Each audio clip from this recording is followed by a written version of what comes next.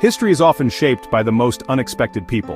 The stories that endure, the ones that truly change the course of nations, are rarely those of the powerful or the privileged. Instead, they are often written by those who come from the edges. People whose names might otherwise be lost to time, whose lives seem ordinary, even invisible. Not always kings or generals, but sometimes the quietest voices, those who live far from palaces and thrones, are the ones who carry the greatest truths. Their words, born from silence and solitude, can echo louder than the proclamations of rulers. This is the story of Amos, a shepherd from Tekoa, a small village nestled in the hills south of Jerusalem. He was a man of the land, shaped by the wind and sun, his days spent among sheep and stones, far from the centers of power. He wasn't a prophet by trade, nor from a line of holy men. Amos had no formal training, no family legacy of spiritual leadership. He was not raised in the courts of priests or among the scholars of the law. Amos tended sheep and cared for sycamore fig trees, living a humble, earthy life. His hands were rough from work, his days marked by the rhythms of nature and the needs of his flock. He knew the value of patience, the meaning of hard labor, and the quiet dignity of honest work. He never sought a mission or an audience. Amos was content with his simple existence, finding purpose in the ordinary tasks of each day. He was not looking for greatness, nor did he expect to be called to something more. Yet, God chose him, not a scholar or priest, but a man with calloused hands and a clear view of the world's injustices. Amos saw the suffering of the poor, the corruption of the powerful, and the widening gap between those who had much and those who had little. He felt the weight of injustice pressing on his community, and though he was just one man, he could not ignore what he saw. The cries of the oppressed reached his ears, and he knew that someone had to speak. Amos left his quiet life, traveling north into Israel, a foreign land to him. The journey was long and uncertain, taking him far from the familiar hills of Tekoa into bustling cities and prosperous towns where his accent marked him as an outsider. He had no credentials, no title, just a burning message from God. He carried no scrolls, wore no special robes, and bore no symbols of authority. All he had was conviction and the courage to speak what others would not. He was an outsider, stepping into a nation at its peak, armed only with conviction. Israel was thriving, its people confident in their wealth and security, but beneath the surface, injustice festered. Amos saw what others refused to see. Amos reminds us, you don't need status to see injustice or speak truth. Sometimes, it takes someone from the outside, someone unafraid to challenge the comfortable, to reveal what is hidden in plain sight. Sometimes the clearest vision comes from the margins. Those who stand apart can see what those in the center cannot, and their voices can spark change that ripples through generations. The shepherd from Tekoa would become a lion, his roar shaking a nation. His words, fierce and unyielding, would challenge the powerful and comfort the oppressed. His story is a reminder that the call to justice can come to anyone. It does not require wealth, education, or influence, only a willingness to listen, to see, and to act. Ordinary people can change the world. When they speak with courage and compassion, their voices can move mountains and transform societies. Amos's voice still echoes if we choose to listen. His message, born in the hills of Tekoa, still calls us to justice, compassion, and truth. The unlikely messenger was about to deliver a message that would never be forgotten. A message that still challenges us today to see the world through the eyes of justice and mercy. To truly grasp Amos's message, we must first step into the world he entered, a world that, on the surface, seemed to be thriving and secure. Israel, under the reign of King Jeroboam II, was experiencing what many would call a golden age. The nation's borders were secure, trade routes were busy, and wealth poured into the cities. Markets overflowed with goods, and the hum of commerce filled the air. The elite built lavish homes, adorned with imported luxuries, and feasted in luxury. Banquets were common, and the privileged few enjoyed comforts that seemed to promise lasting happiness. Outwardly, Israel looked blessed, strong, and stable.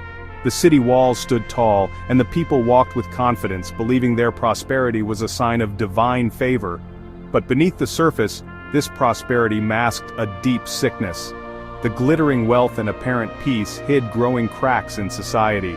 Wealth was hoarded by a small, powerful minority, while many others fell into poverty and despair. The gap between rich and poor widened with each passing year. Peace was maintained not through justice or compassion, but through power and control. The strong enforced order, while the weak were left voiceless. Religious rituals flourished and temples were crowded with worshippers. Priests performed elaborate ceremonies and sacrifices were offered in abundance.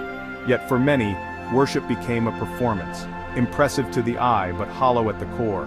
The motions were followed, but the meaning was lost. The people mistook their comfort for righteousness, and their wealth for a sign of God's approval. They believed their success was proof of their virtue. Many were convinced that as long as they performed the right rituals, God's blessing was guaranteed. They expected prosperity to continue, no matter what. But in their comfort they became blind to the spreading injustice. The cries of the oppressed went unheard, and the powerful turned away from the suffering around them. Into this world stepped Amos, not to reassure but to sound an alarm. He was a voice from the margins, calling out the truth no one wanted to hear. Amos came to wake a nation sleepwalking toward disaster, to shake them from their comfortable illusions before it was too late. Sometimes the greatest danger is not hardship, but mistaking outward success for true moral health. Amos's warning still echoes. Prosperity without justice is an illusion, and peace without righteousness cannot last. If this message is speaking to your heart, pause for a moment, like, share, and subscribe to help spread God's truth.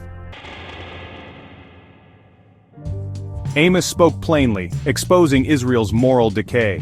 The rich trampled the poor, selling the needy for a pair of sandals. Courts were corrupt, justice bought and sold. The vulnerable were silenced by the powerful. Luxury blinded the elite to suffering, compassion vanished. The laws meant to protect the weak were forgotten. Israel betrayed its covenant, valuing wealth over dignity. Amos held up a mirror, forcing society to see its true reflection. The strong devoured the weak, injustice became the norm. Amos's message, a society that forgets justice is doomed to fall. He called them to remember who they were meant to be.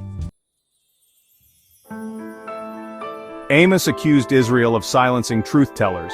Those who spoke honestly were hated and rejected. Prophets were told, "Do not prophesy." The people wanted comfort, not challenge. Worship became empty ritual, disconnected from justice. God rejected their offerings, calling their assemblies a stench. Rituals could not bribe God while injustice reigned. A society that hates criticism is in deep trouble. Amos shattered their echo chamber, demanding they face reality. Truth, though unwelcome, was their only hope. Confronting a nation takes courage. It's not just about raising your voice, it's about risking everything for what's right, even when you stand alone. True courage is found in those moments when fear and doubt threaten to silence you, but you choose to speak anyway. Amos, an outsider from Judah, spoke boldly at Bethel, Israel's religious heart. He was a stranger in a land that didn't want to hear his message, yet he stood in the very center of power and tradition, unafraid to challenge the status quo. The high priest Amaziah tried to silence him, calling him a traitor. Amos faced not just disagreement, but open hostility from those who held authority, who saw his words as a threat to their comfort and control. Amos stood firm. "I was a shepherd, not a prophet. God sent me." He reminded them and himself that his authority came not from titles or institutions, but from a higher calling. He wasn't seeking fame or fortune, only obedience to his calling. Amos left behind the comfort of his fields, the quiet life he knew, to answer a purpose greater than himself. Prophetic courage means speaking truth, even when it's dangerous. It means standing in the gap, refusing to let fear dictate your actions and being willing to pay the price for honesty. Amos knew he'd be hated, but he couldn't stay silent. The weight of his message pressed on him, and he understood that silence would be a betrayal of his mission. He chose God's command over human approval. In a world where acceptance is often valued above integrity, Amos chose the harder path. His example endures. Real courage is standing for justice, no matter the cost. Even when the world turns its back, the courageous remain steadfast. Amos's voice was not for sale. He could not be bought, persuaded, or intimidated into silence because his loyalty was to truth, not to power. He spoke for the voiceless, even when threatened. Amos became the mouthpiece for those who had no power, no influence, and no one else to defend them. The message, truth must be spoken, even when the world resists. Sometimes the greatest act of faith is to speak up when everyone else remains silent. Amos's courage is a timeless call to all who witness injustice. His story reminds us that one person's conviction can ignite hope and inspire change in others. The cost of silence is too high. When we fail to speak, injustice grows stronger, and the vulnerable are left unprotected. Sometimes one voice is enough to challenge a nation. History is shaped by those who dare to speak when it matters most. Amos proved that conviction can outweigh credentials. You don't need status or recognition to make a difference, just the courage to act. His stand still inspires those who dare to speak out. In every generation, the world needs voices like Amos, brave enough to challenge, bold enough to hope, and steadfast enough to never back down. Amos's message wasn't just condemnation, it was a vision. He declared, "Let justice roll on like a river, righteousness like a never-failing stream." Justice isn't a trickle, it's a force that should sweep through society. Righteousness means right relationships, honoring every person's dignity. True worship isn't rituals but daily acts of fairness and compassion. God isn't impressed by songs if injustice prevails. The measure of faith is the justice and righteousness we live out. Amos's vision was revolutionary then, and now. Justice must flow everywhere, palace, marketplace, courtroom. Righteousness is a stream that never dries up. Amos taught, faith is proven by how we treat the vulnerable. The river of justice is the foundation of a healthy society. This is the heart of Amos's message, one that still challenges us today. God gave Amos vivid visions to warn Israel. Locusts devoured crops, symbolizing economic collapse. Fire consumed the land. Disaster was imminent. Amos pleaded for mercy and God relented briefly. Then came the plumb line. God measured Israel's justice. The nation, once straight, was now crooked and unstable. Their own standards failed. God's standard revealed their flaws. The time for mercy was ending. Collapse was near. Amos's vision showed, injustice leads to destruction. The choice was clear, change or face the consequences. Amos's story isn't just ancient history. His message echoes today, in our world of wealth and inequality. We see the same cracks, concentrated riches, struggling poor, justice favoring the powerful. We too silence uncomfortable truths and practice hollow faith. The question remains, what standard do we use to measure our society? Are we seeking justice for the vulnerable or just comfort for ourselves? Amos challenges us to look past the glitter and confront hidden injustice.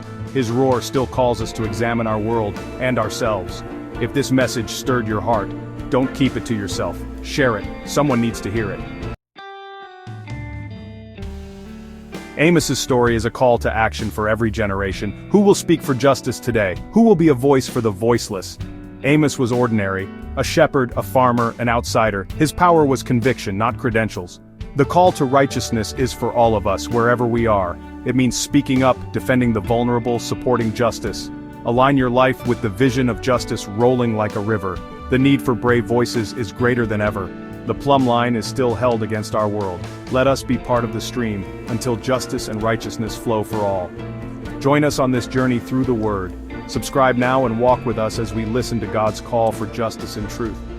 Let us know in the comments, how does God's message in Amos speak to your life today? We'd love to hear from you. This is just the beginning. The Book of Amos has much more to reveal. Watch the next chapter as we continue uncovering God's truth for our time. May God open our eyes, stir our hearts, and lead us in His justice. Until next time, walk in truth, walk in love.